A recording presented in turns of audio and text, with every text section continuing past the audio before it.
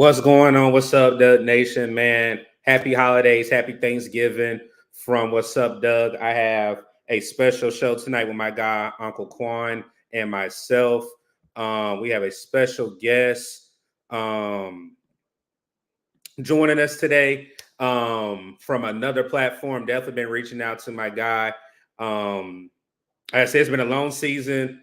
Holidays bring joy. You be around family, you have good food, you have football, and most people are off work, man. So definitely should be a good week leading up to Thursday. But definitely looking forward to my Thanksgiving. I'll be at the Dallas Cowboys game. Definitely was able to spend time with family over the last 2 weeks. So before I bring my guy Quan on, man, like I said, again, happy Thanksgiving to everybody, man. I'm going to go ahead and bring Quan on so he can tell you guys what's up, man. What's going on, Quan?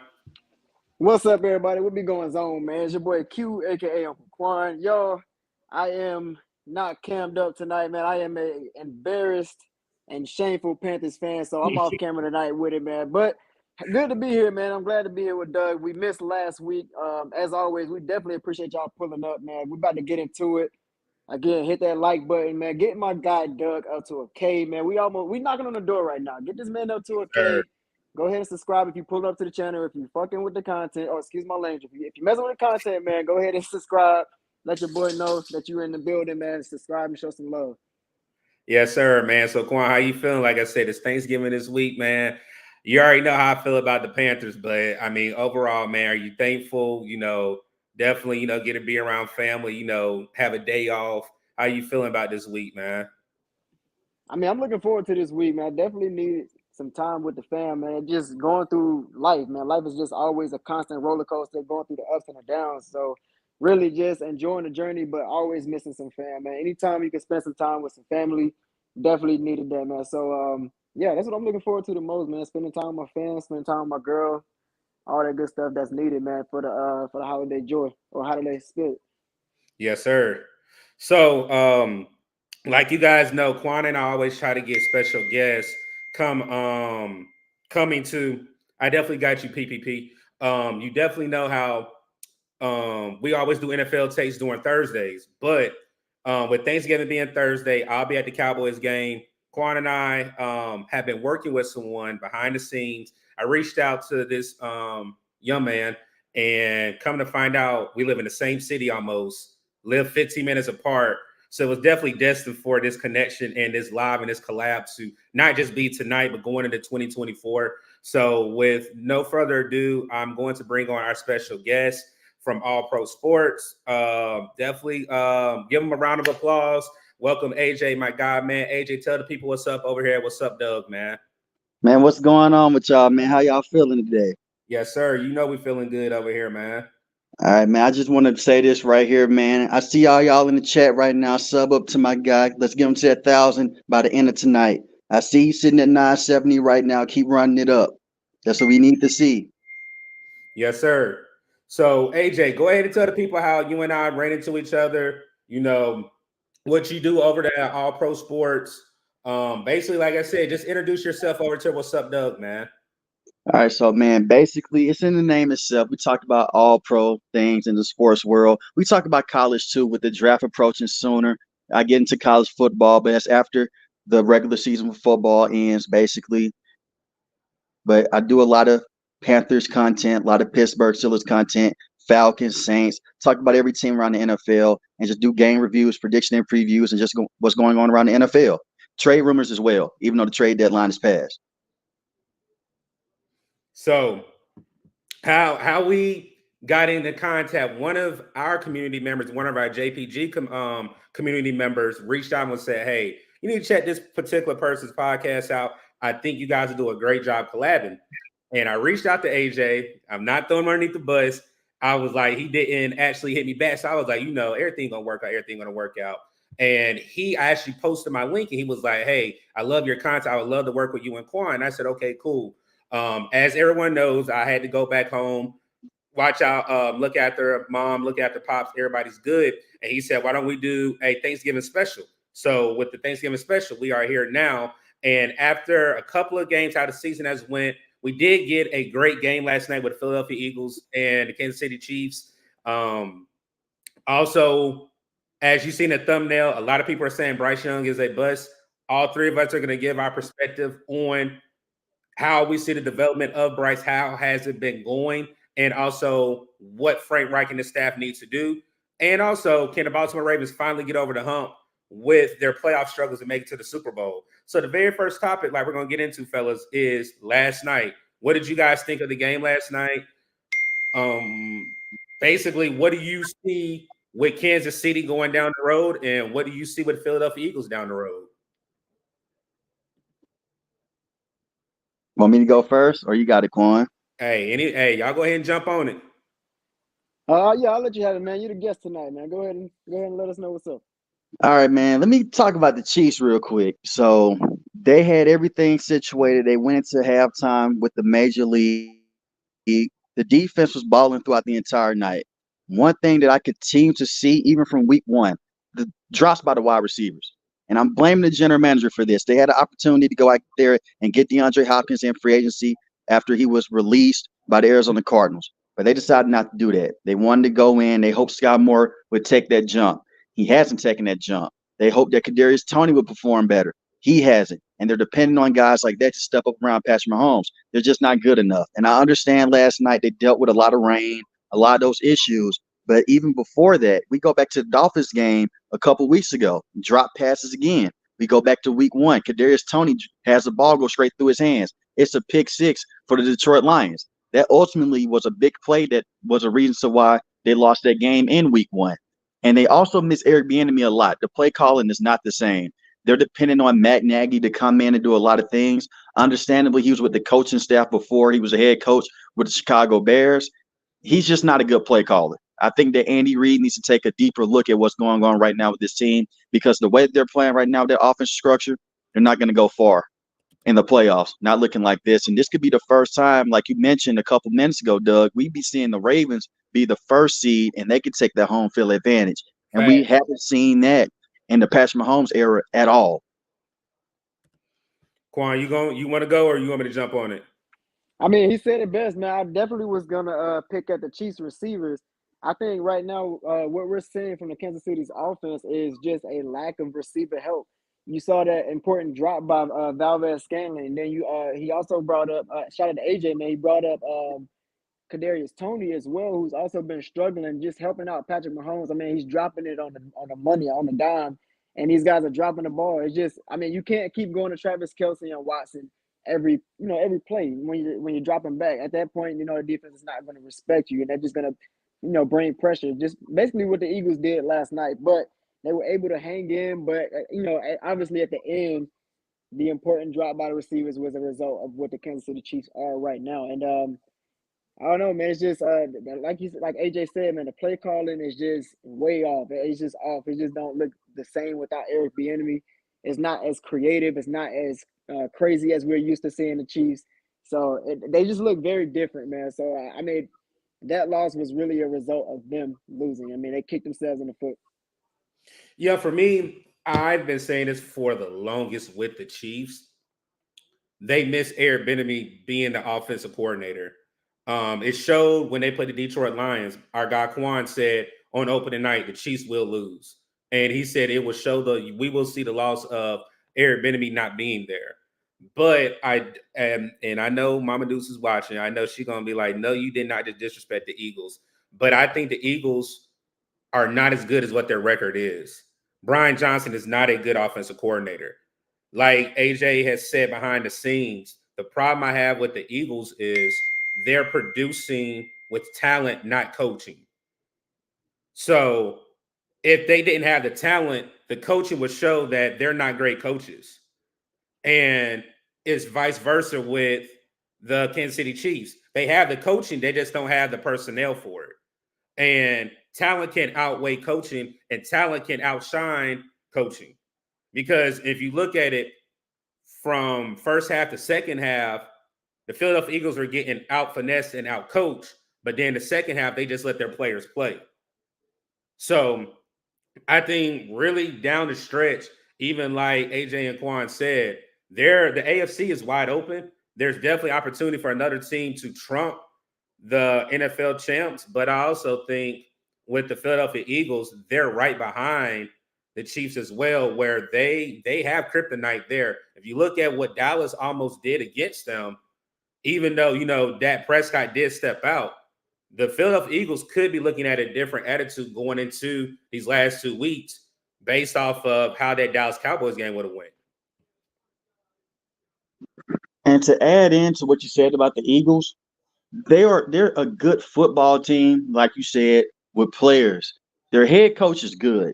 The coordinators that they have, this is both their first year because they lost Jonathan Gannon, the defensive coordinator, to the Arizona Cardinals. He's the head coach over there. Shane Steichen, who is now was the offensive coordinator with the Eagles, he's the head coach with the Colts now. One thing that I'm noticing is more than just the offense doesn't look the same in the passing game. Their defense is not the same from last year. They're getting home with their front seven because they're so good up front, but their secondary is not the same at all. And they went and made the trade for Kevin Byard from the Tennessee Titans. It matters because he came up with a big pick yesterday, but this secondary can be had. And we've seen that over and over again this season. They lost against the New York Jets because the offense let them down, but their defense also let them down as well.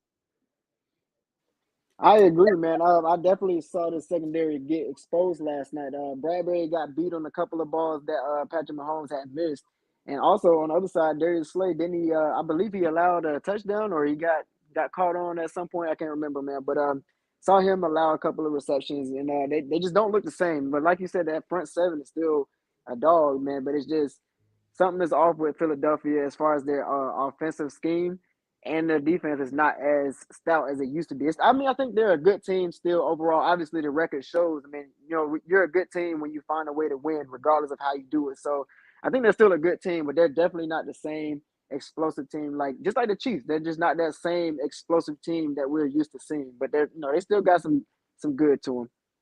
I mean, I would say this for the Eagles defense and Eagles fans to say this: 4th and 25. Patrick Mahomes put the ball right where he needed to go. If his wide receiver caught the ball, we might be looking maybe at a different resort.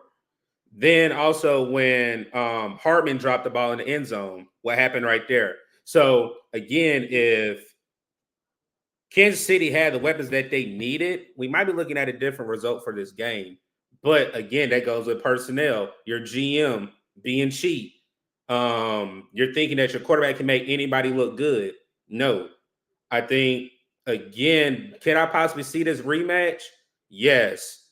But again, like we said, the Philadelphia Eagles defense is not what people think it is. This team, coaching-wise, both offense and defensive coordinator are not what their predecessors were. One of which is in Arizona right now, and the other one in Indianapolis. So it was a great game. I think the hype did live up to it because it went all the way close underneath the 2-minute warning. But at the same time, I do think both of these teams are not the best team in their conference. You look at the Detroit Lions, Dan Campbell has that team underneath his thumb, meaning that he knows how to lead his team. He knows their philosophy. He knows their identity. Look at the Baltimore Ravens. Look at the Miami Dolphins. Look at the Houston Texans. Look at the Jacksonville Jaguars. There are teams that can uncrown and unthrone the Kansas City Chiefs. So these last 7 weeks, we're in for a journey for the rest of the NFL to see how this seeding is going to go and what matchups and who matchups best with who when it comes to the playoff run. That's a fact. Hey, real quick, I'm gonna pause this segment real quick, man. I definitely want to shout out the chat. You guys are the most important audience in the chat right now, man. So shout out to my guy Poppy Dangerfield, man. He's always pulling up to the channel, showing love. Shout out to Poppy Yes, sir. Dangerfield. Daryl, shout out to Daryl for pulling up. Shout out to Queen in the chat. I see you, Queen.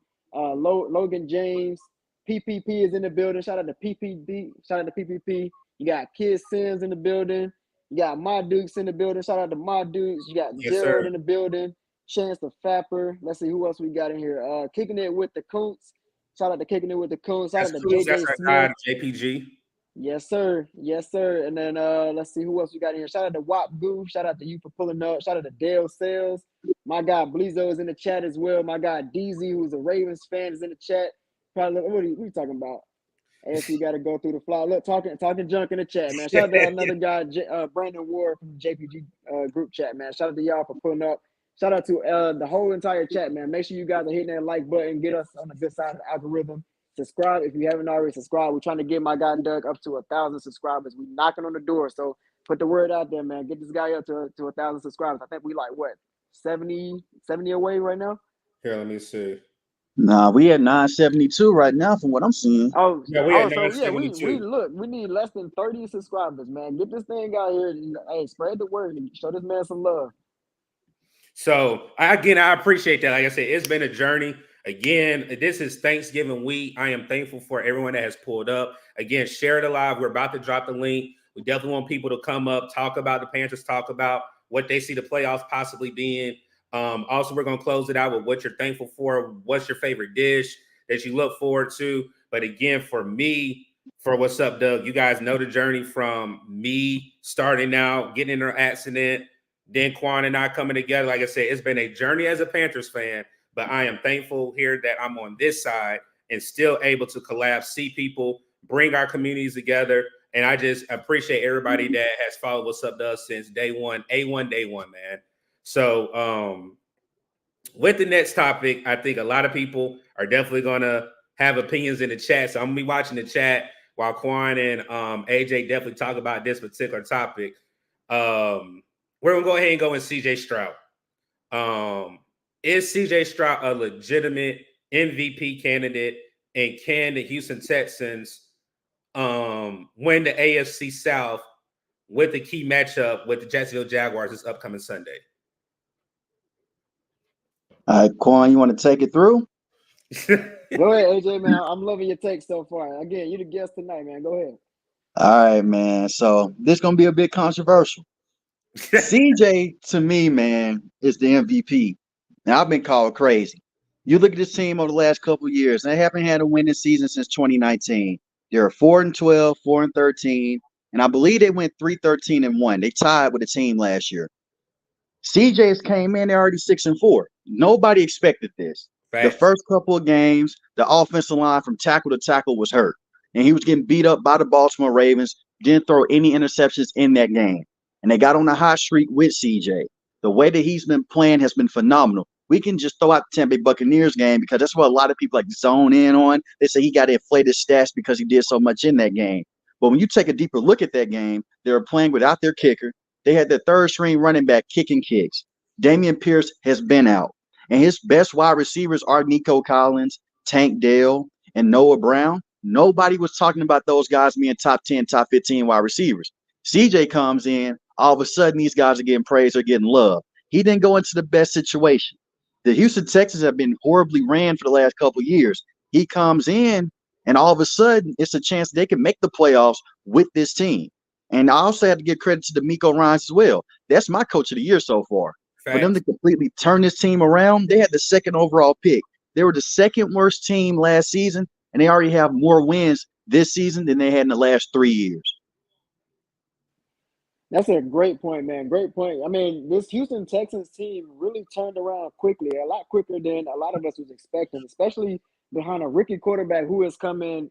I mean, he's just balling out, man. Let's just call it what it is. This guy is definitely worthy of being an MVP candidate.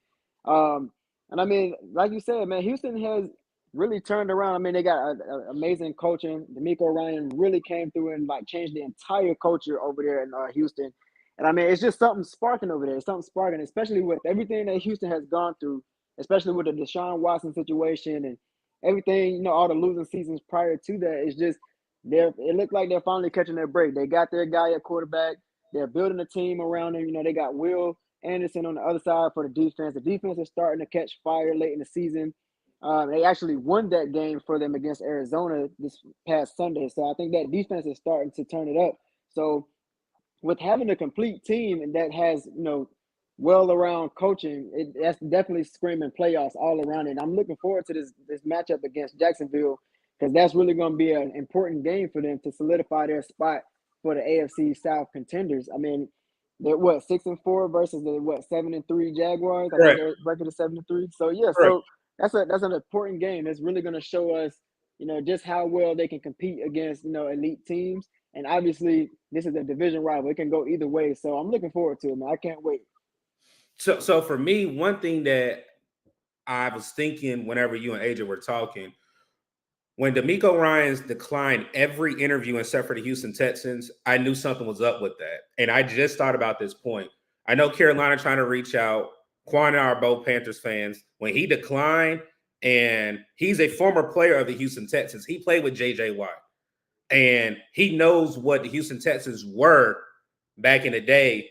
So it's almost like he wanted to get them back to that time. No, they didn't, make it to a Super Bowl run, but people were afraid of that defense that the Houston Texans had. So whenever you put, again, like Quan and AJ said, a team that was the number 2, basically the second worst team overall, D'Amico Ryans had a plan. And if you look at the personnel that he brought in, most of his personnel was veteran leadership. Basically, for the last 2 to 3 drafts, they've been drafting the defensive side of the ball, making sure that they build through the draft. And that's how you build a championship team and build a winning team and a winning franchise. You build through the draft, but he brought in some key pieces from from San Francisco to join this defense, and he already had the weapons there. So if you look at the offensive line, they had a decent offensive line. Nothing has really changed except for maybe their safety, I think their corner, and a couple of wide receivers where you got Tank Dell. They just don't have the starting quarterback that they had last year. D'Amico Ryans almost did exactly what Dan Campbell did in 3 years in 1 year. He changed the culture. He has an aggressive defense. He has his quarterback, and he has a great coaching staff. Look at where he brought the offensive coordinator for the Houston Texans, which was with him in San Francisco as his OC. Just like Ben Johnson did not want to take a head coaching job because he saw what Dan Campbell had. I know AJ said D'Amico Ryans is his coach of the year. I would say I agree with that, but Dan Campbell is right behind him as well. Because if you look at what the Detroit Lions had as well, or have done in the past, it's almost like 1A, 1B. And both of these teams are finally getting back up because they were basically a laughing stock of the NFL, which is my team now. But I also really think CJ got such a bad rep from the media that they basically bashed him so they can uplift Bryce. And when you look at it now, CJ is, like he said, I'm not a test taker, I'm a football player. And he's showing that he's a football player. I think he's only had maybe 3 games underneath 300 yards. And I know my guy Quan knows that stat. He loves talking about CJ. Loves talking about CJ. And for me, for a rookie to be doing what he's doing in year 1, it blows my mind. He's already in the top 10 of quarterbacks for the league right now. Yeah, man. I mean, they really put together an actual scheme and a really good system for CJ Stroud. I mean, he's really thriving in that system. And a lot of people, look on the paper and they say, like, who are these receivers? Who is Tank Dell? Who is Nico Collins? And I mean, they're putting it on display this year. They actually have a system. They actually have good play calling. They actually have protection. They have they just have rapport with the CJ Stroud has rapport with his receivers. They have chemistry.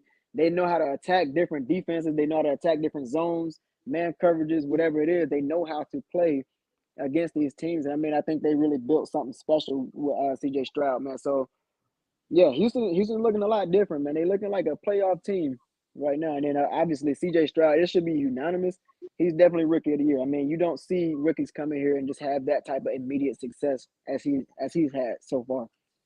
So AJ, you got something before I ask another question? Oh yeah, far as the Jaguars, they already beat the Jaguars once this season. It's hard to beat a team twice in the season. But if it's a team that can do it, it will be the Houston Texans. The Jaguars already have a lot of drops of their own. We talked about the Chiefs having a lot of drops. The Jaguars are up there too. They need to get a lot of things situated. I know that they went on the long win streak, but then they got blew out by the San Francisco 49ers. D'Amico Ryans coaches that defense the same way he did with the San Francisco 49ers. So that'll be something very interesting to look at. I was gonna say this particular game right here. You said it. It's hard to beat a team twice, but I think Jacksonville has hit a turn after they played in London. But D'Amico Ryan's defense is legit. His scheme is legit. Let me say that. And the pieces that he's built around the young core that they have in Houston, I think this game is not going to be a shootout, but this game is going to be, you can't make mistakes. Trevor Lawrence nor CJ Stroud can't make mistakes because I think Doug Peterson is going to definitely take ball control, meaning he's going to have long drives rather than airing it out, airing out, airing out. And I think D'Amico knows that as well with the type of offense that they run with CJ and the weapons that they have. This probably, if Houston does win, I will go ahead and say Houston will win the AFC South. I definitely see that happening. Definitely see that happening. So And who would have thought we'd be having this conversation, man? If you asked us this in the beginning of the season, man, ain't no way in hell I would have told you the Texans would have that's been a a fact. contender this late That's in the a season. fact. That is a fact. And the crazy thing about it is being a Panther fan, I know people can hang their hats on it, but we did beat Houston. But at the same time, it was not a pretty win at all.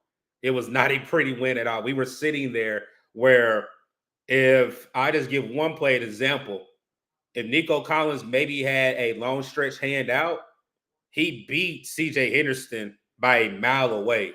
It was certain throws that just didn't come, and we had timely blitzes that had CJ Stroud off his read. But like I said, every dog can, y'all know the saying that we do over every dog the sun can shine on. But at the same time, I really think Quan said something. I can see rookie of the year, but I do think CJ Stroud deserves to be in the MVP candidate race as well. Just not because he's a rookie, he needs to be excluded out. He definitely needs to be included into that conversation. Go ahead, AJ. No, I was about to say, because you brought up the Panthers and you keep bringing them up a little bit, taking little shots at the Panthers. That's my team. I got to take every shot I can now. I'm just going to be real with it. Like I said in the beginning when we started the stream, I cover them a lot, but I feel like a lot of people just did CJ dirty, man, in the combine process because of the Cognitive score. Like you said, I agree with everything you said. They tore him down completely to build Bryce up. He could have built both of them up, but instead, a lot of media just zoned in on CJ and say, hey, he's from Ohio State. He can't read NFL defenses. He'll be just like every other quarterback. Everything that he has done at Ohio State has come over and even more in the NFL. He gets better every single week. Now, he did throw 3 interceptions last week, but they still won that football game. So that's a testament to how good that defense is and how good he is as well to shake back from making those mistakes. Yeah. Hey, right before we go into again, we appreciate everybody pulling up. If you have not hit the like button for us or subscribe to the channel, please hit the subscribe button, hit the like button for us. Also, in our description, we do have the links for All Pro Sports and the Pension Spirits of Uncle Quan. Also, hit that description button. Subscribe to those people's. Subscribe to both of these gentlemen's channels as well, man. I definitely appreciate them pulling up for our special tonight. With it being Thanksgiving this week, man. But before we go into the Panthers or another topic, let's talk about the Baltimore Ravens. I know our guy DZ from JPG is a big Ravens fan. Also, the link is in the description. If anybody wants to join a live and chop it up with us, definitely hit the link and pull up on us and definitely give us your take as well. Even though I'm a Panthers fan, I've been pulling for Lamar this year because he's my fantasy quarterback. And when Mark Andrews went down, I was kind of skeptical of that is like Travis Kelce going down for Patrick Mahomes. And I think with the weapons that they do have Zay Flowers. They do have what's the backup tight end? I just went blank. Isaiah Likely. Likely. They do have Likely. And also they have other weapons as well. They have veteran receivers. Odell Beckham is finally coming to his own of being healthy. But I really do think the Baltimore Ravens are a legit threat in the AFC. And I think they are a threat because of the offense that they're running now. And I think Lamar knows that he does not have to just do it all by himself. They are going to take a hit with Mark Andrews being down, but I think Likely can do a little bit of picking that up, but he's not on the same tier as Mark Andrews. But I definitely think the Baltimore Ravens can give Kansas City a run for their money as being a number 1 seed and coming out the AFC to represent the AFC during the Super Bowl. I agree with it, but I would be very skeptical of them for the simple fact of dealing with a lot of injuries, like you said. Mark Andrews is going to miss the rest of the season. They already don't have J.K. Dobbins, and they always have a running back issue. The only thing that I worry about is Lamar Jackson hasn't been able to finish the season in the last 2 years, and their wide receivers, besides Zay Flowers, they're not that consistent. Now, Odell Beckham had a good game last week against the Cincinnati Bengals. I need to see more of that, but their offense is still basically Lamar Jackson or bust. And you have Zay Flowers, who has been amazing, but Nelson Aguilar has always struggled with catching the football in his career. You have Odell Beckham at times doesn't have the same explosiveness. And we can see that age has taken a lot from him with those injuries as well. And Isaiah Likely is a good receiving tight end. I worry about him in the blocking situation because you had certain games where Mark Andrews only had 3 to 4 catches, but he was a very good blocker with this team, and they're missing that. I think that they're going to be a football team as it gets colder. They're going to run the football and play through that defense. That's one of the best defenses in the NFL. What you got, Quan? I mean, with Baltimore, I like Baltimore during the regular season. They're kind of like the Cowboys to me. You know, they're good in the regular season, but when it comes to the playoffs, I mean, what do you got in the playoffs?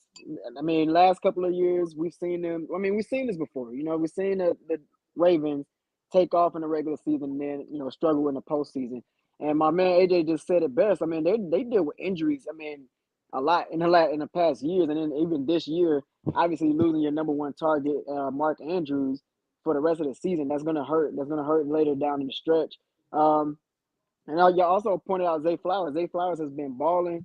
Odell has been up and down. I mean, I'm glad he had a good game last game. I mean, I would hope he could build off of that, but I mean, we'll see, man. He's been up and down, like I said before. But overall, man, I just don't believe in them late in the stretch as far as the postseason go. But as far as the regular season AFC team, yeah, I think they could definitely compete for the first seed towards the end of the season. So we'll see, man. We'll see. But as far as postseason, yeah, I just don't believe in them. So I'm actually going to read off their last couple of games, and they have a gauntlet to go through. This week they play at the LA Chargers. A win or a loss? What do you guys have it as? A win because Brandon Staley can't coach. You said who was that game against? The Baltimore Ravens have the LA Chargers. Chargers, man, they've been disappointing. I can't believe they got all that talent over there and they're struggling. So I think that's a win for Baltimore. I don't see them pulling that out as far as the Chargers go. All right, they flip flop. They leave LA and the LA Rams visit Baltimore the following week. A win or a loss? Ooh. I'll take them in that game. I'll take them in a close game. That's gonna be a good one. Ooh. I think I'm gonna go with a sneaky upset, man. I'm gonna go with the LA Rams. Okay, so they're 1-1 right there. A playoff matchup possibly going into the season. Baltimore Ravens versus they're visiting the Jacksonville Jaguars. That's a dub for the Ravens. I'll take them. I'll take them again. All right. So that's 3-1 and 2-1. I think this game right here, and it's on a Monday night, and it's on Christmas. The Baltimore Ravens go back to California and play the San Francisco 49ers. Oh, that's an L. Yeah, no, they're not beating the 49ers. Yeah, that's an L. Yeah. All right. Another playoff. This is on Christmas Eve. New Year's Eve. You have the Miami Dolphins visiting the Baltimore Ravens. Ooh. Give me Miami for that one. That should be a good ass game, though. That's Where's the game at? It's in Baltimore. I'm taking Miami on the road. And it's gonna be cold too. That's a good point. I'll take Miami. All right, and then for me, I'm gonna answer this one. I think this particular game, regardless of how they go with week 12 through week 16, the last game of the season, they close out at home with the Pittsburgh Steelers. And we saw what they did against Pittsburgh in Pittsburgh. I think this game right here could definitely be the deciding factor if they get the number 1 seed. And for me, Lamar played very loosely with the ball in that particular game. And I think he knows if the number 1 seed is up for grabs and they're playing in Baltimore, Mike Thomas is going to do everything he can. He's going to throw the whole kitchen sink at Lamar. But I think they get a game-winning field goal with Justin Tucker. What you guys think? I mean, I don't believe in Pittsburgh, honestly, but I mean, like I said earlier, when it comes to division rivals, it could go either way, no matter what your record is. So, and then you also brought up a good point. If they're fighting for first seed, I think, not Philadelphia, but Pittsburgh would throw everything at them to kind of knock them off. Um, I'm still gonna go with Baltimore here, though. I mean, especially if they're motivated to get the first seed. Ravens, I mean, they pretty much can steal that win against the Pittsburgh Steelers. So I'm gonna go with the Ravens. What you got, AJ? Man, with me, it's weird because Lamar always struggles against Mike T. That's the one thing. He does not have that many wins against Mike Tomlin. And he even lost to a backup quarterback a couple years ago when they were down to like the third string. I think Pittsburgh gets them. I think they'll get them, especially if their offense can wake up because they fired the offensive coordinator today. If their offense can wake up, I'll definitely take them. Hey, DZ, I see your comment in the chat. If you can, I already know you back home, man. If you can, I'm gonna drop the link again because you are a Baltimore Ravens fan. Definitely pull up to the stream for us. I'm gonna drop the link for you. But the last 4 games of their season, they're playing against playoff teams right now that's in the playoffs. The Jags, the 49ers, the Miami Dolphins, and the Steelers are in the wild card race right now. So again, I think somebody said, my guy A-Rich, one of my friends, man, one of my best friends said, if they can stay healthy. That's a gauntlet to end your regular season going into the playoffs. And if you're not healthy and you lose somebody, that is very key for them. But again, we'll see if the Baltimore Ravens are contenders or pretenders with their last 4 games. Man, they paid Lamar that money. They better hope they have contenders. Yeah, thanks. Hey, shout out to the chat, man. Shout out to CJ from Two Fans, man. I see you in the chat. Shout Yes, out sir. to A-Rich Society. Shout out to A-Rich Society. My boy DZ, of course, is in the chat. Shout out to DZ, man. Appreciate y'all pulling up to the chat. Again, hit that like button to get the word out there. Let's get these numbers up for the subscribes, man, for the subscriptions. My guy is almost at 1,000, so let's get it up, man. We are like 30 away, so let's get this man to the 1,000. Yes, sir. Shout out to our guy, Two Fans of the Sand. CJ, if you're able to pull up, man, definitely want you to pull up as well, man. Quan and myself, AJ, we're definitely over there with them. We definitely working on something going into 2024 with CJ and Tony at Two Fans in the Stands. Definitely appreciate you pulling up, CJ. Hopefully you and your family are gonna have a good Thanksgiving, man. Definitely glad to see you in the chat, man. Which direction should we go now, fellas?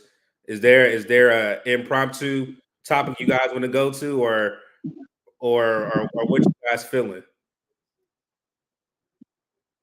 I got a lot to say about your Panthers, man. I got a lot too. I'm trying to save that. What I'm trying to let's not save beat it. around it, man. Let's go All ahead and right, get right into it. let's go ahead into it. Yeah, man, I got a lot. Okay.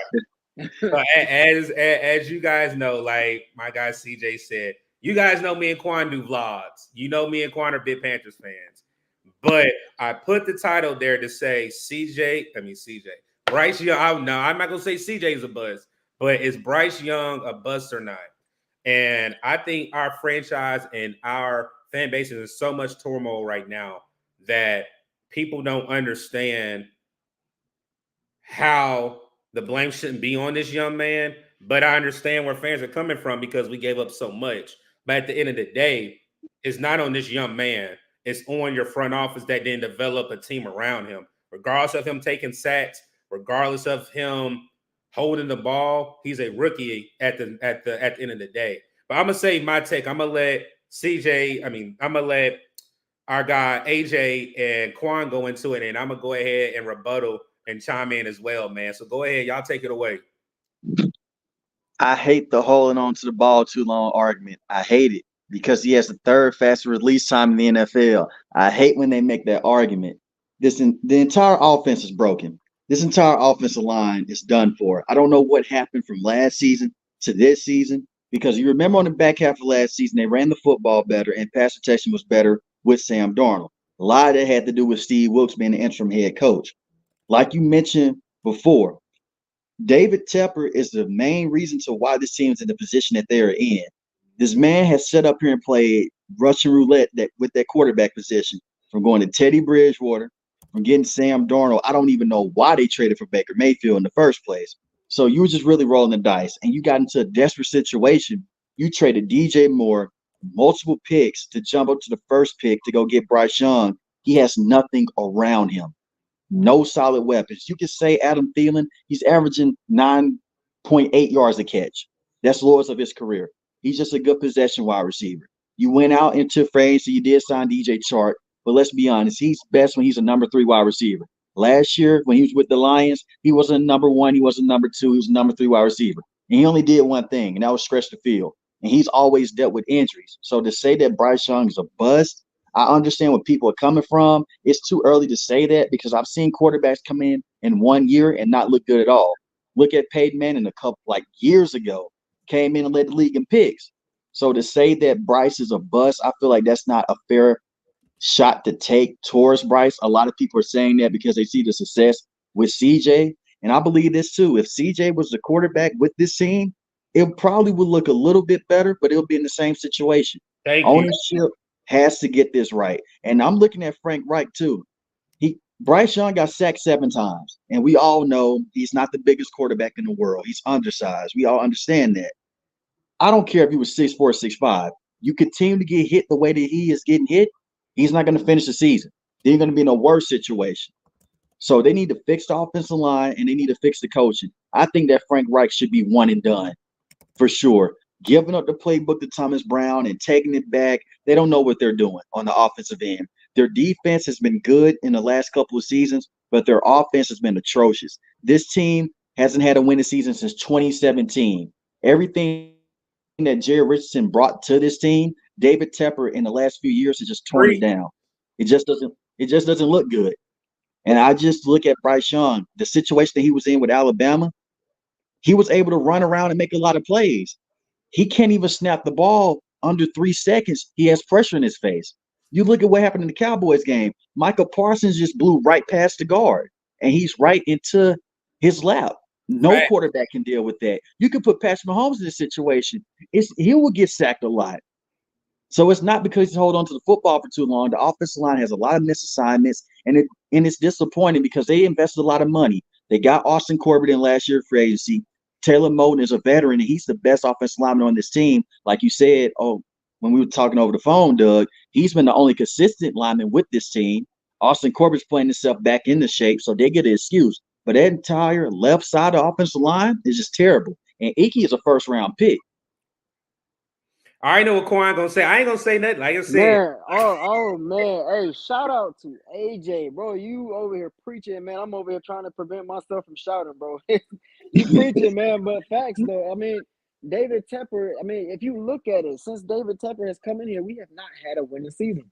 And I mean, David Tepper got his hands all over this mess that we got going on right now. And it frustrates me, but I won't even say it frustrates me anymore. I'm numb at a point. I don't even want to go back and forth with Panthers fans anymore because they're really going to look you dead in the face and they're going to tell you Bryce Young is the problem with the Carolina Panthers. Bryce Young is the reason that we're losing.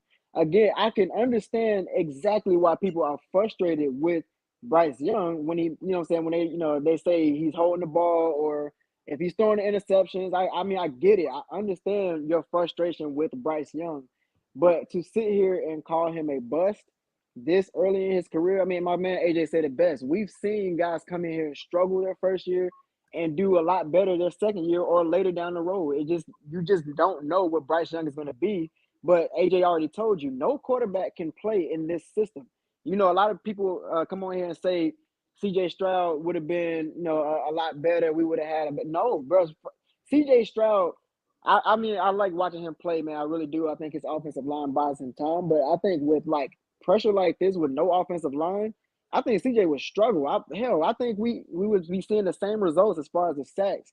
And especially when you have no separation from your receivers, I mean, of course you're holding the ball. You can't find nobody to get open. I mean, you can't flush the pocket because all the lanes are closed. It's sad, man. You cannot play football any type of way with this scheme. I mean, it starts with the coaching with the play calling. I mean, they're trading play calling with Thomas Brown and Frank Wright, and even the playbook as a whole is just it's outdated. It's very outdated. It's very boring. It's vanilla.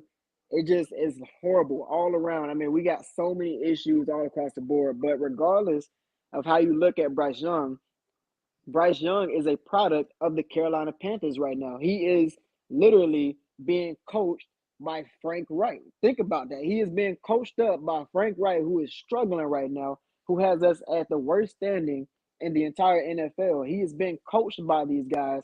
And I mean, what kind of success can you expect from Bryce Young if he is being told from his coaches to execute a game plan it just don't work? You see it week in and week out. We're doing the same exact things. We're doing screens. We're doing run dive in the middle out of shotgun. I mean, it's just bad football. And then also, man, just kind of point out, man. Shout out to two fans again. I got a chance to watch I got a chance to watch their segment earlier, and CJ had pointed out, or CJ and Tony had pointed out that they ran the ball really well. The Panthers ran the ball really well against the Cowboys, and they went away from it. I mean, we had over 100 yards. I mean, both running backs averaging over 4.5 yards a carry. I mean, they did phenomenal. Chuba Hubbard was at 5.7. So why go away from the run game? It's just small things like that. Our coaches are just not capable. So again, just going back to Bryce Young, he is a product of what we are putting out there. We don't have the personnel to run whatever the hell they trying to run. I don't even know their plan with their offense. They don't have an identity. They don't have an offensive line. They don't have weapons. They don't have anything. And then another point, AJ pointed out with how Bryce Young did at Alabama. Look at the talent he had in Alabama. He was able to, be free. He was able to improvise over there. He was able to flush the pocket. They were using rollouts. I mean, they were using everything for Bryce to help him play to his strengths. They put weapons around him so that he can, be solid. We didn't. We did the total opposite. We don't have any weapons. Our owner sat here and told us to our faces that Bryce Young didn't need any type of weapons because he was a point guard. I'm sorry, but did y'all forget this is a rookie quarterback coming to learn a whole new level of football? A whole new level. This is a all pro. This is all new to him. This is not something he's seen in college. You got all kind of different defenses that you're going to see every Sunday.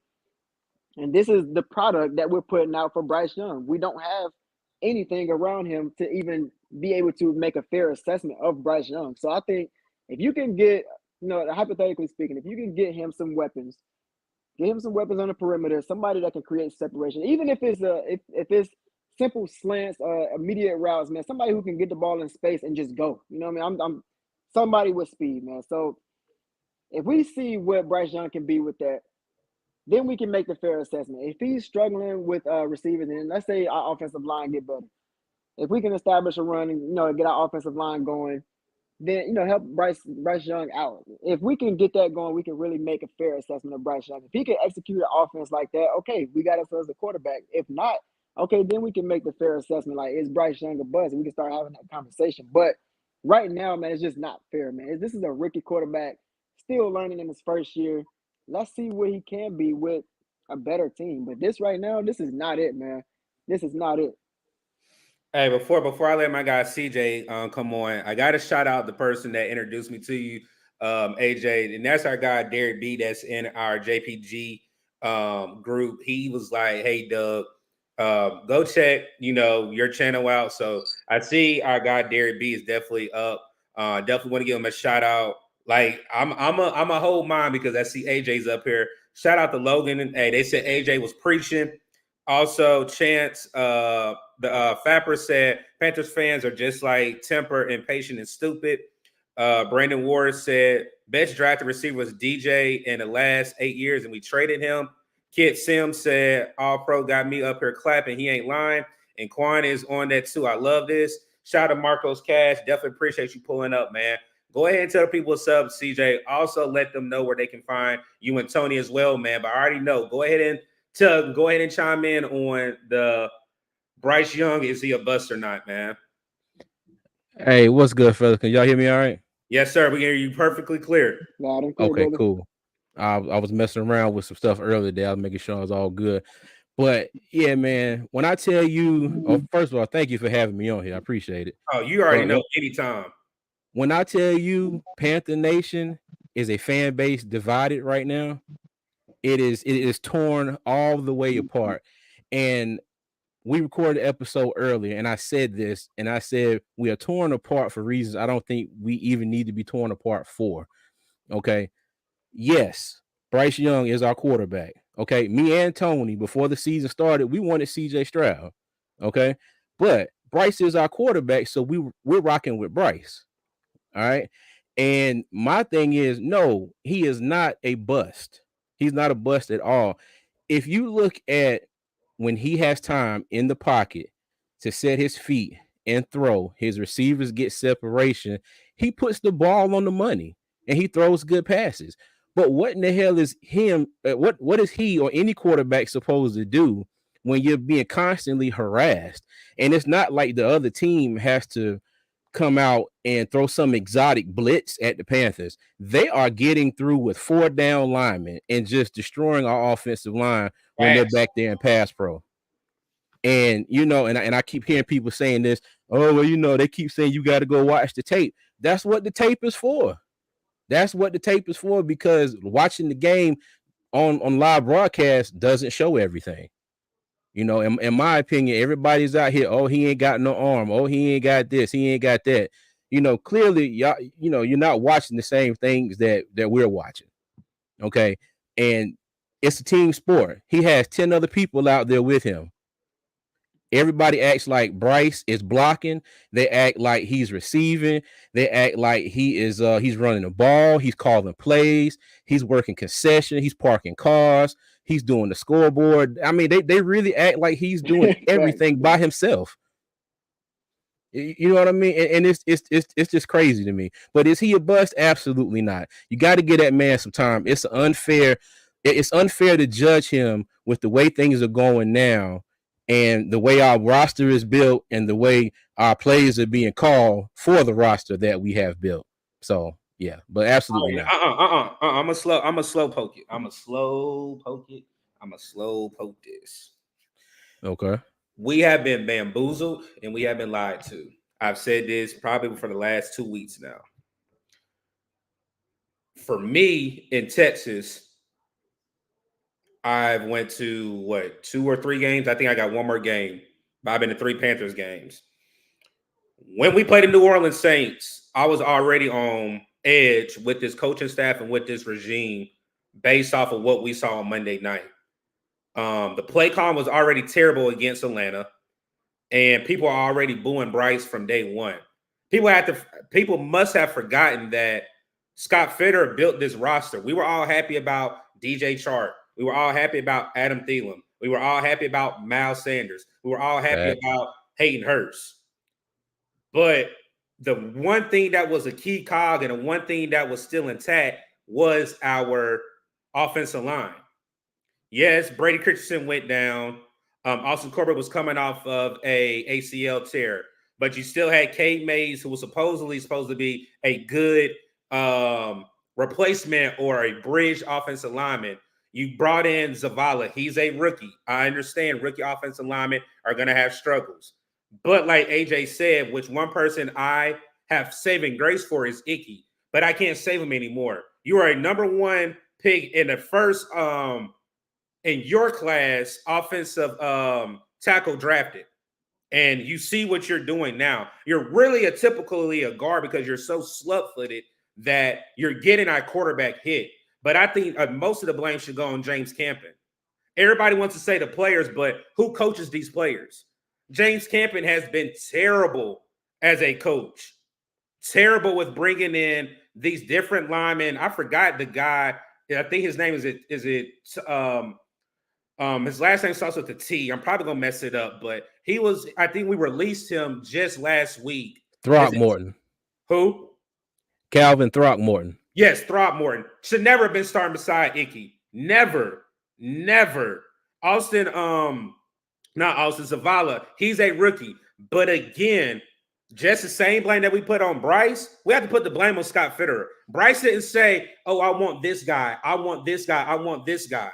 The problem that I have is everybody wants to blame Bryce, but you're not blaming Frank Reich that built this so-called, and I said it as well, all-star coaching staff. Why hasn't Jim Caldwell pulled him aside and said, "Hey, we need to change something around"? You have John Capers as well. All these senior advisors and these coaches, one thing that we thought was going to happen was going to be a clash of the Titans with these coaching staff. One person, I think Quan said, why is Frank Reich coaching up Bryce Young? And Josh McCown did a whole series on all these quarterbacks saying what quarterback he will want, what this quarterback has his advantages and what's his disadvantages. I have not once seen Josh McCown in person go over and talk to Bryce Young. I might be wrong, but I've never seen him go over and consult this young man during a game. It's either Frank or it's Thomas Brown. So like I said, everybody wants to blame Bryce, but you have to blame these coaches that supposedly was going to get him to the next level. I understand Thomas Brown wanted Bryce, but I don't fault Thomas Brown for wanting Bryce because that's who he wanted as his quarterback underneath his offensive scheme. And everybody can say Thomas Brown doesn't know how to call plays. How can he when most of this playbook is underneath Frank Reich's plays? We saw more motion when Thomas Brown was calling plays. Yes, the production with points did not happen. But again, most of this playbook, I don't care what anybody says, it came out. Most of this play has been Frank Reich's playbook. And Thomas Brown had to pull plays that he thought that we have not seen or what he can add to it. If you even look at what Thomas Brown was calling plays, there was different routes that we never saw when Frank Reich was calling plays. Again, I think Frank Reich is outdated. I think it's time for him to sit down and we bring a new regime in. One coach that I did an advocate for was Ben Johnson. That's who I wanted. And I think we settled for Frank Reich. Jim Harbaugh did not want to come out of Michigan yet. I know he's going to be available now. And I know Ben Johnson's going to be available. But I think most coaches are going to look at, they have an owner that wants his hands wrapped around the team and what can I do? Because I'm going to be handcuffed. So you can blame Bryce. Again, he's a rookie. He is a rookie. He's going to have woes. No, I didn't expect him to struggle like this, but look at the personnel that he has. I think AJ said it. If CJ Stroud was over here in Carolina, it may look a little bit different, but it's going to be the same. Offensive line is terrible. We'd have no weapons, and you have an aging wide receiver that's your number one receiver who was not supposed to be your number one. DJ Chark came into the season injured. Miles Sanders was supposed to have another 1,000-yard type season. Bust. If you want to use a bus word, Miles Sanders needs to be that bus word. Hayden Hurst should be that bus word. I can keep going on, and it frustrates me that so many people want to say Bryce is the problem. He's not the problem. Facts. You basically got yourself put in a horrible situation because you traded all those picks and you don't have a first-round pick this year. That's going to go to the Chicago Bears. You don't have a Christian McCaffrey. You don't have a DJ Moore. You don't have anything. So they're going to have to go into free agency. And David Tepper is cheap. The only reason is because he was basically a bargain bin type of tight end. I still don't understand why they thought he could be tight end number one. He put up good numbers with the Bengals. They had Jamar Chase, T. Higgins, and Tyler Boyd. Wasn't nobody worried about that slow tight end because he's slow. Nobody worried about him in the open field. He is a guy that's just going to catch the ball in the flats. That's it. He can't break tackles. He is an injury-prone tight end. He had injuries when he was with Baltimore. He had injuries with the Falcons as well. And it's surprising that they wanted to pick him up considering the fact that he played in this division before. Another thing, too, like you mentioned with Miles Sanders, Frank Reich, that's who they wanted. And the running backs coach, too, because they coached him in Philadelphia. He's been horrible. He can't hold on to the football, and he is slow, and he cannot read the blocks at all. Chuba Hubbard should be getting the carries all the time. Miles Sanders shouldn't even touch the field. He is a horrible running back. And I wouldn't be surprised they cut him after this season. He is terrible. Dead money. I can care less about dead money. I can care less trade him or, like you said, cut him for dead money, man. But see, David Tepper ain't gonna do that. He want to save money.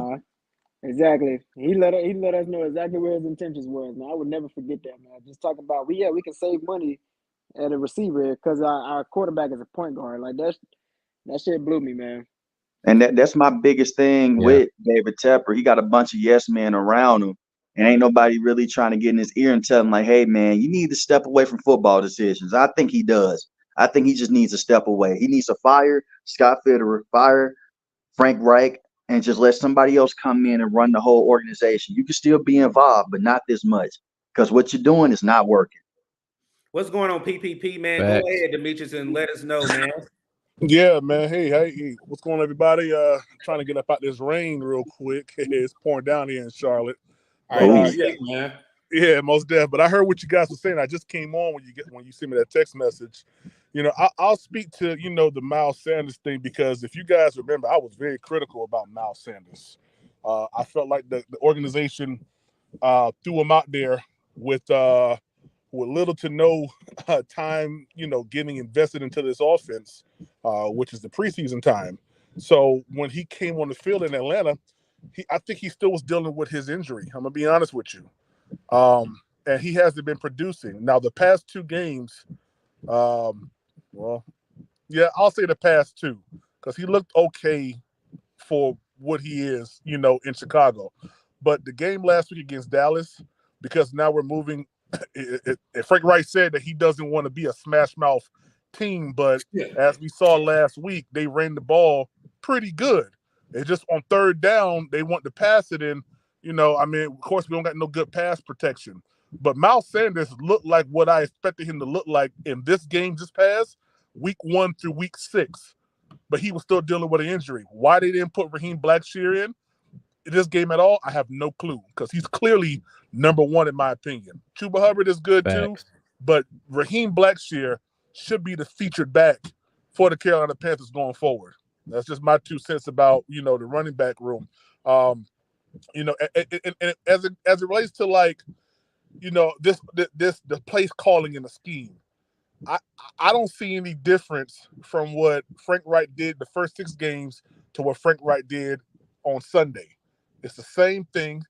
There's no explosive plays. I'm pretty sure if I pull up Bryce's passing chart, we're going to see a lot of passes. Dink and dunks. Dink and dunks. With Thomas Brown, we saw a lot more explosive plays because that's what we was trying to do. But you got to think, we don't have a good offensive line to make that happen. When's the last time you seen a flea flicker here in Charlotte? Sure. You can't remember it. So that's a fact. everybody's harping on, Thomas Brown, and they gave him the job with a quote unquote contingency plan of you gotta win, but that same contingency plan wasn't placed on Frank, and our only win came up under Thomas Brown. So I feel like they was very, very premature in ripping that away from Thomas Brown and giving it back to Frank. Wasn't placed on Frank, and our only win. Yeah, so. We'll see, man. I don't know how this Tennessee game is going to go. I feel like that's a possible win, maybe. If we stick to the run, but I don't know, man. We'll see. Hey, let me read this by Marcos Cash. Appreciate you for that comment, Marcos. He said, "What happened to Deuce Staley? Remember on the Camp Confidential or whatever it was, he was all rah rah rah. Now he's on the sideline, quiet, standing behind players." What I think really the problem is Frank Reich has handcuffed some of these coaches. And what I mean by that is, how you can have a dictator. I really think he's stuck in his ways. I said this when we were driving back, he was dropping me off. I said, Quan, Matt Rule is still in Carolina, but the face is Frank Reich now. And I will stand on that. There's nothing different from Frank Reich and Matt Rule. There's nothing different. He throws his players underneath the bus. He doesn't want to take ownership. And when you ask him a question, it's like a stutter, let me try to figure out a way to, throw somebody else underneath the bus. And I will apologize to Steve Wilkes. I wish we did have Steve Wilkes. My right hand to God. I wish we had Steve Wilkes right now. I really think, I don't know what would be different, but I know we'll be playing our hearts out every single game. The only game that we really stunk up underneath him was Pittsburgh in that last game of the season. And I think he would possibly, if they gave it to him and did not give him Al Holcomb, I still think we would have a better record right now. I honestly do.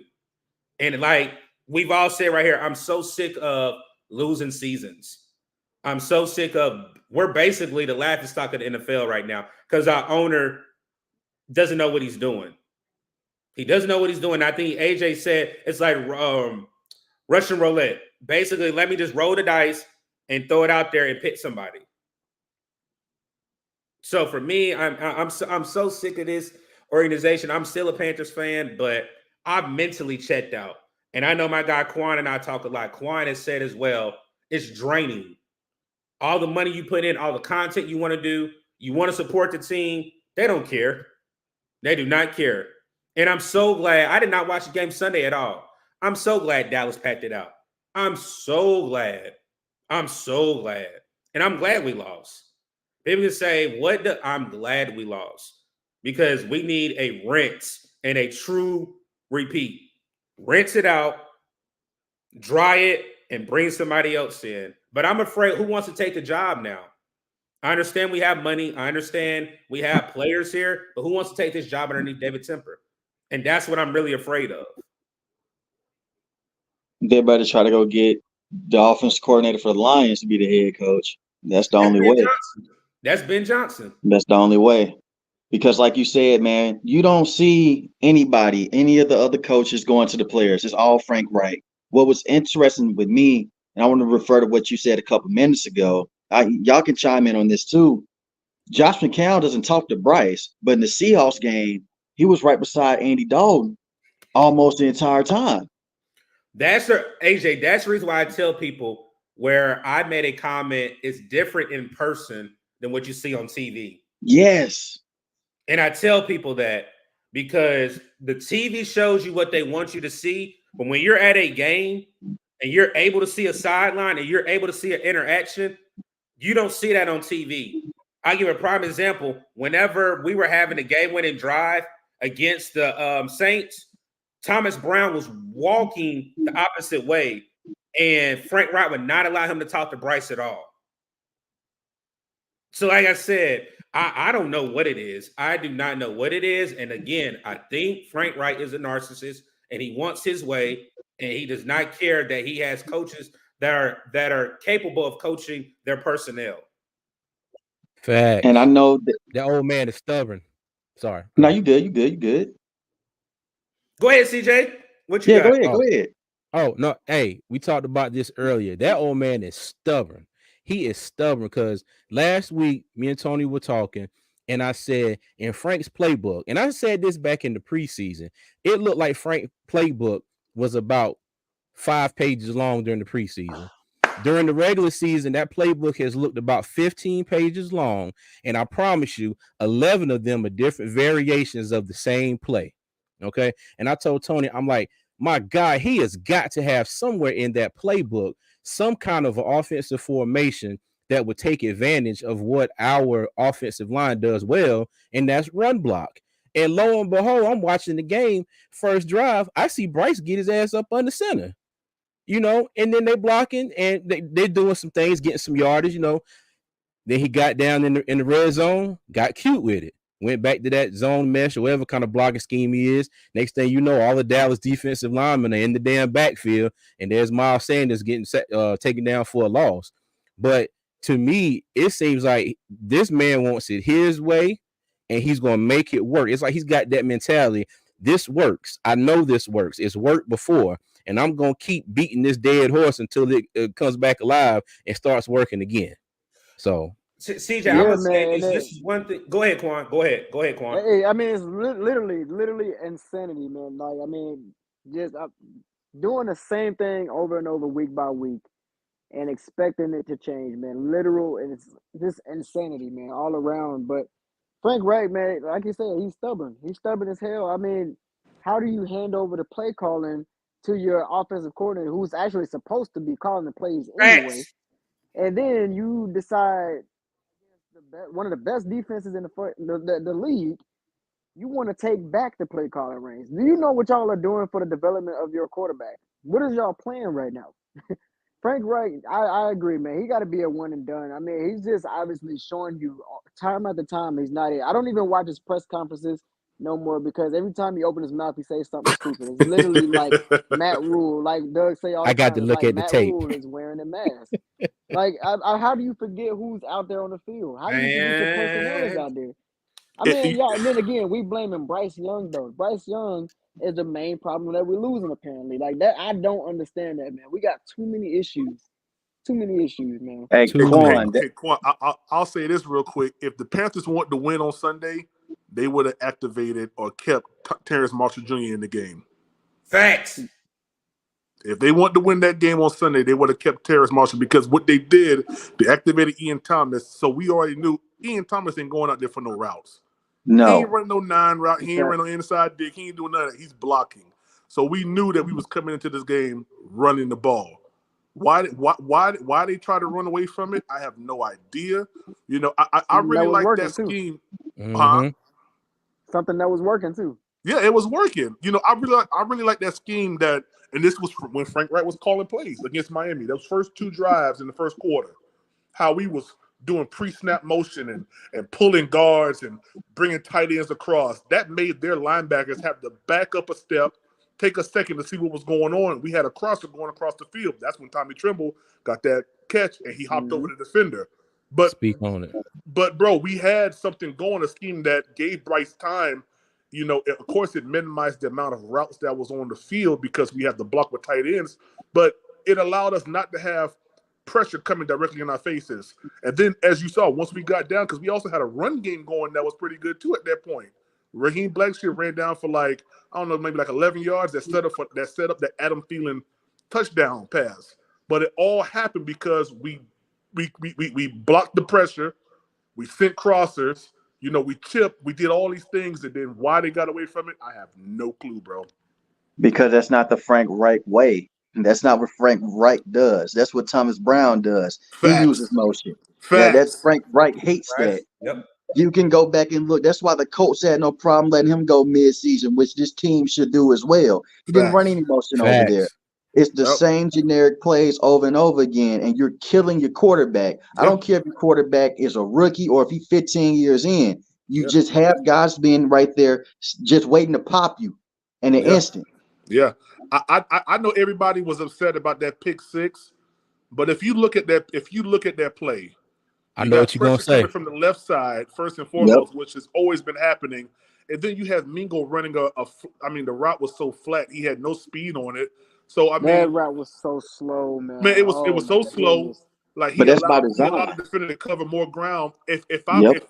If I was doing that play, I would have sent him more on a slant than just a straight up flat route like that. Because the only thing that he had to do was throw over the top, and all you got is the boundary right there.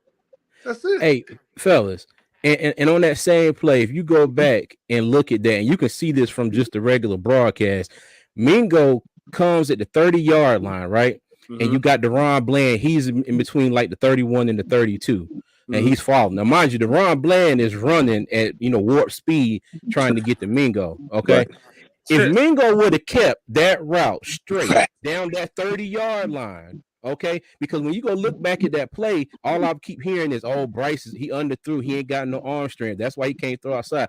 No, that ball was not underthrown. Mingo started drifting up the field. By the time Bland caught that ball, Mingo was 2 yards further up the field, and Bland was still coming down his same line. All he did, he just reached in front of him and grabbed the ball.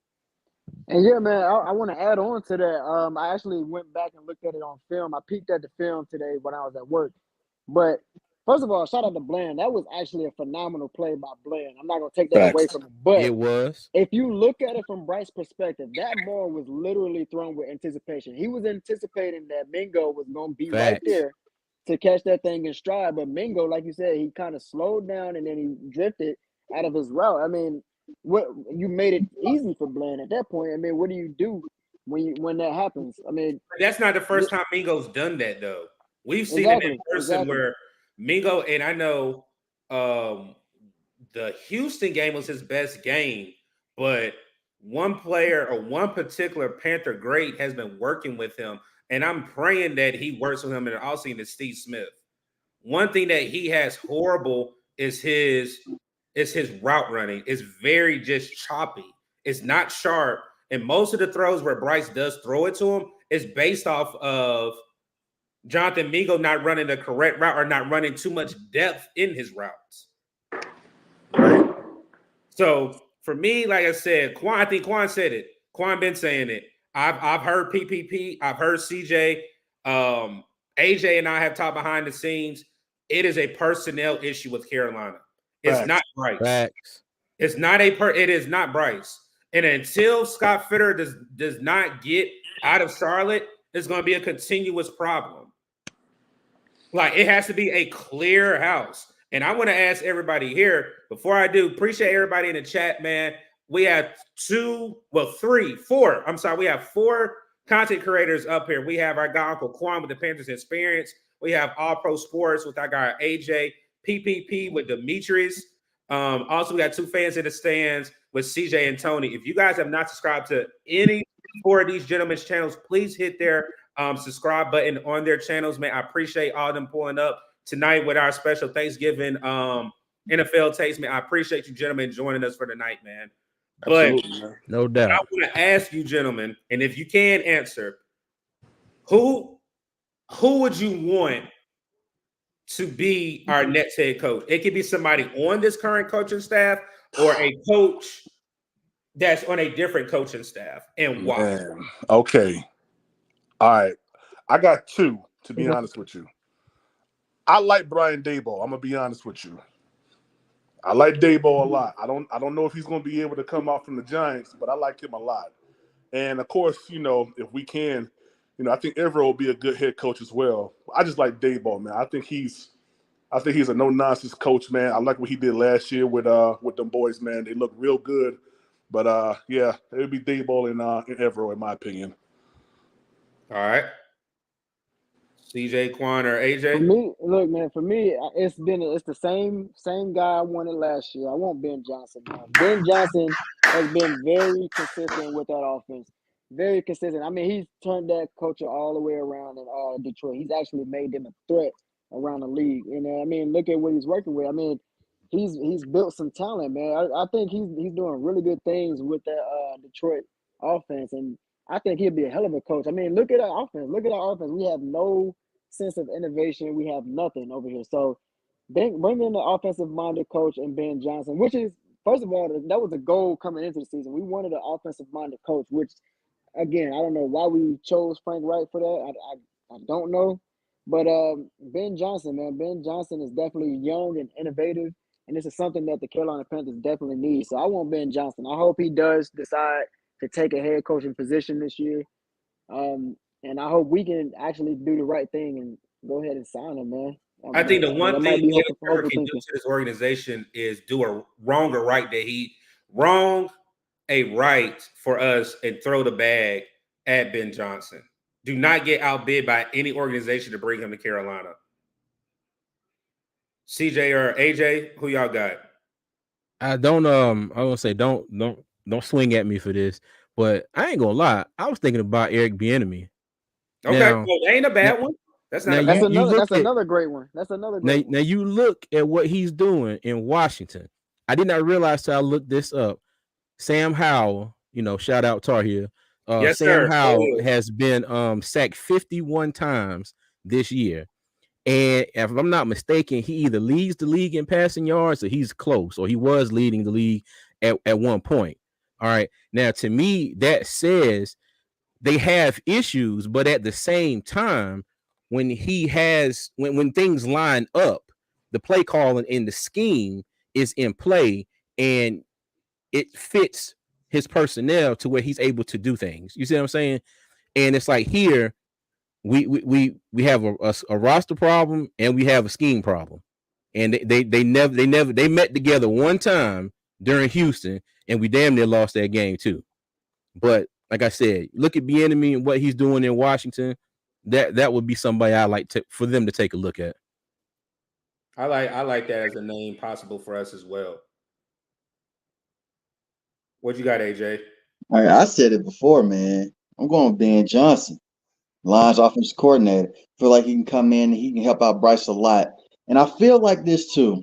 I like the Eric Bieniemy move if they want to go that route, but I doubt if David Tepper wants to go that route. He goes against everything that David Tepper wants. He's just one of those strong-minded coaches that basically tells you how it is.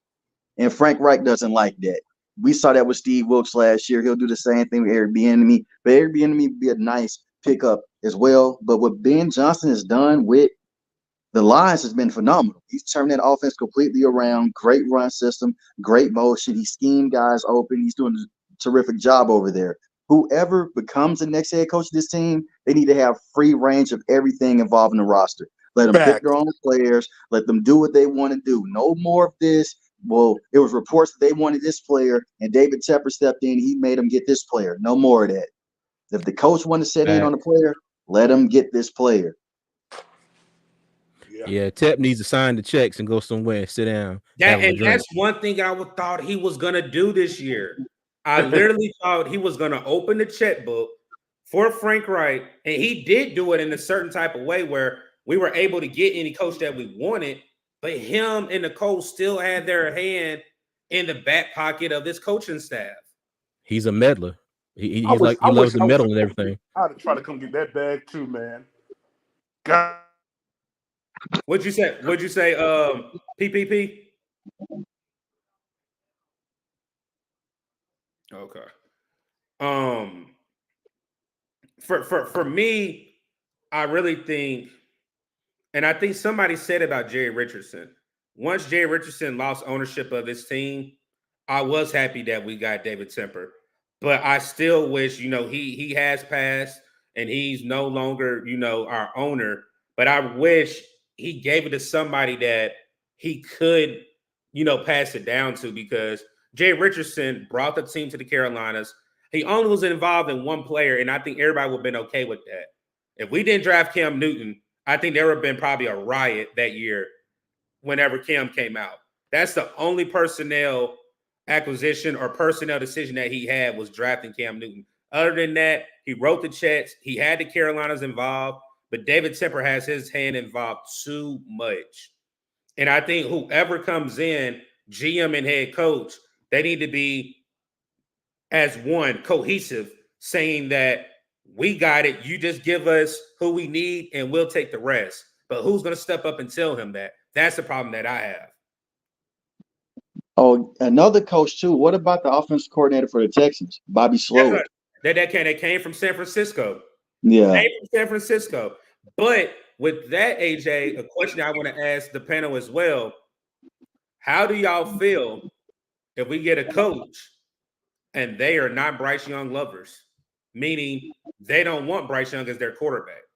Well, they ain't going to be the coach of the team. Yeah, that wouldn't make sense. That's something you got to go through with the interview process. If you're not messing with your young franchise quarterback, or at least who you're trying to make your franchise quarterback, then that's just not going to work out. Yeah, that's absolutely moving backwards. See, you didn't give up all those picks. Go ahead, AJ. You didn't give up all those picks in DJ Moore to just basically say after 1 year, all right, we're going to be done with Bryce. Nah. So the reason why I asked that question is because the coach that I want Ben Johnson. And I really want to know what, if I can find, that's one thing I am going to try to find. What did Ben Johnson think about Bryce coming out the draft? Because that's one thing that I think everyone agrees, that if you do not want Bryce as your franchise quarterback, you're not going to get the job in Carolina. You're not. And I see what Ben Johnson has been able to do with Jared Goff. Everybody wrote Jared Goff off when he got traded from the LA Rams to the Detroit Lions. Statistically, he is a top 5 quarterback if you go back and look at it, since Ben Johnson's been his offensive coordinator. And I can only imagine if we do bring Ben Johnson over. I know there's one particular person that's going to keep his job, and that's going to be Deuce Staley. And I think Marcos Cash asked that question. Why haven't we heard from Deuce? I think if Ben Johnson is the coach, you will hear Deuce Staley more vocal than you did here before underneath Frank Reich.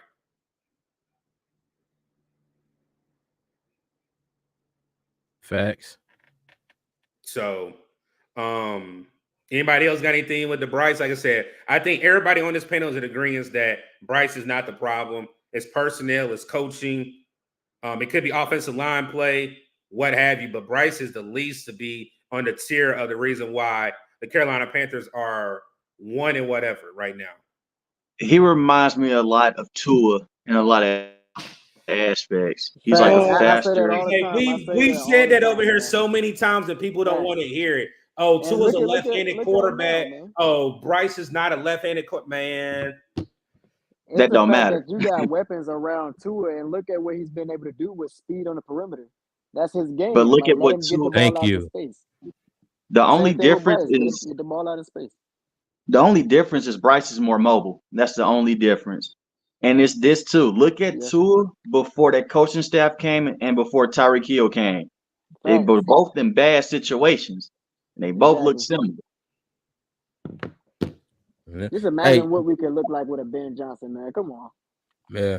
Hey, Doug, can I say this? I'm just happy to be amongst a panel of like-minded folks because now, mind you, I respect everybody's opinion. Okay, I think everybody has a right to their own opinion, but it is nice to be around some folks that look at this objectively and not with just some I want to be right because I didn't want Bryce a mindset. Right. I just had to say that. I'm sorry. No, you're fine. Hey, like I said, you family over here, man. We've told you, like I said, shout out to our guy CJ. That's our guy from Two Fans in the Stands. We do have something in store for you guys coming in 2024 with Uncle Quan, CJ, Tony, and myself. So definitely on the lookout for that in 2024. We're already in the works of it. We're just trying to get our minds right where we can give you guys good content with that. Oh yeah. Yeah. Quan, you had something? Hey man, shout out to Two Fans, man. Definitely shout out to Two Fans. Damn, I lost my point though. I lost my point. What the hell? What was my point, man? I was about to say so. I was about to add on to that. What was it? Was it about the fans that we have people? Yeah. So just to add on with that, man, it's like low-key therapeutic to be on the panel with like-minded people with the guys who actually have some logic and to actually evaluating this entire situation and not just looking at just the quarterback position and actually being able to, give a good take, like give an honest opinion on what you think instead of just jumping to the gun like, oh, he's too short, he can't see over the line, saying dumb stuff like that. Like, so yeah, man, it's a relief to actually talk to some logical Panthers fans. So yeah. I definitely appreciate y'all on the panel. Yes, sir. I'll be the first one to tell y'all when Bryce does something wrong, give him the smoke. Give him all smoke. And PPP, I got a shout out to you too, man. I saw you somewhere else talking on YouTube, and brother, when I say you was in the wolves den, but you was standing tall, man. And you were spitting facts, and nobody was hearing it, and I was just sitting there like, damn. I said, well, he holding his own. So shout out to you too, man.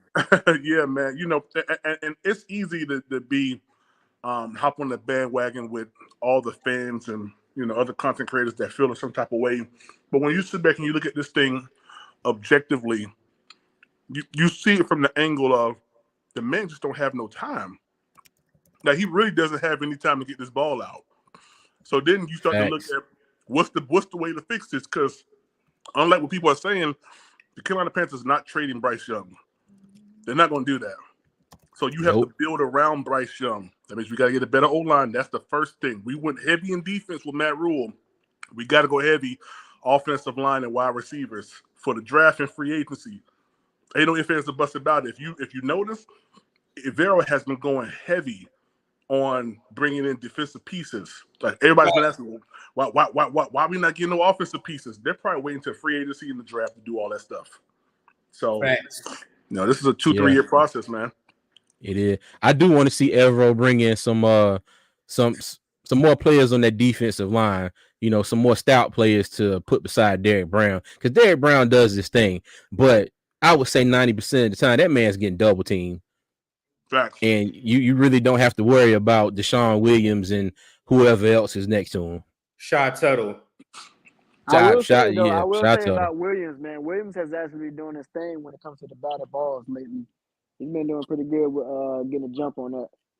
But other than that, True. man, I agree. We definitely do need some more pressure. I mean, if you looked at this past Sunday, Dak was chilling. He was chilling. Even when we did blitz, I mean, they wasn't getting home, man. It was frustrating, especially Brian Burns, who won $30 million. He was 1-on-1. A lot of people say he get double teamed, but I was watching it. Yeah. He was 1-on-1, just Yeah. getting blocked, just getting handled. And the thing that gets me too is they say Bryce holds on to the ball too long. Okay, but if you look at a lot of the routes that are called, when he has time in the pocket, I guarantee you, now y'all tell me if I'm wrong, I guarantee you, every time he has time to throw the ball, every receiver is running a deep comeback. And by the time Nobody's even Bryce, looking back yet. yeah, by the time Exactly. Bryce is ready, he's ready to throw, and everybody has their back to him, and they're still running their routes. And you know, and the clock done tick down. The offensive line is like, sorry, boss, I can't hold him no more. We let him through, and that's a wrap. Right. Yeah, like I said, I'm ready for the offseason. And I know CJ said, you know, Evero needs defensive pieces. If Frank Reich gets fired, this whole coaching staff is gone. And I hate it for certain coaches like Deuce. I hate it for Evero. And Taper. I pray whoever comes in, that's the one coach that needs to stay. Taper has done phenomenal with special teams since he's been our special teams coach back with Wilts, I think. Well, with Rule. Matt Rule. Yes, Matt Rule. So that's one coach that needs to be retained. But again, I appreciate our guy AJ coming up, man, joining us for this Thanksgiving live. So with us closing out, I want to ask everyone if they want to give me. Like I said, we got 7 more weeks of the season. Give me your Super Bowl prediction. You don't gotta say win or lose, but who are the 2 teams that you think will make it to the Super Bowl? And anybody can jump on. You can explain why you think so, or just give your teams. Yeah, I'm thinking more so. I like the Ravens. I ain't gonna lie to you. They've been playing pretty good ball. It might be Ravens and Eagles. Okay, we got a Ravens and Eagles. What you got, AJ? I'm taking the 49ers. And the AFC is wide open. If Buffalo can continue to play with the way that they played against the Jets on Sunday, they could be a sneaky, like, caliber team to make it towards Super Bowl. But right now, I'll take Ravens and 49ers. All right, we got 2 Ravens. Quan or CJ? I'm going to go with 49ers and the Chiefs. Okay. I'm going to stick with my OG pick, man. I'm going to stick with Miami and San Francisco. That's the pick I was going to go with, Quan, and I did a preseason full schedule breakdown, and we both chose Miami versus the 49ers. I think and if I'm not mistaken, the 49ers and the Eagles play this year, correct? Yes, they do. Yeah, a couple weeks, I think. Yes, all right. Mm-hmm. Is it a Thursday night? Do y'all know if it's a Thursday or a Monday night game? I could check. Here, I'm looking on my phone right now. I am looking on my phone right now. That's going to be a real good one. It's on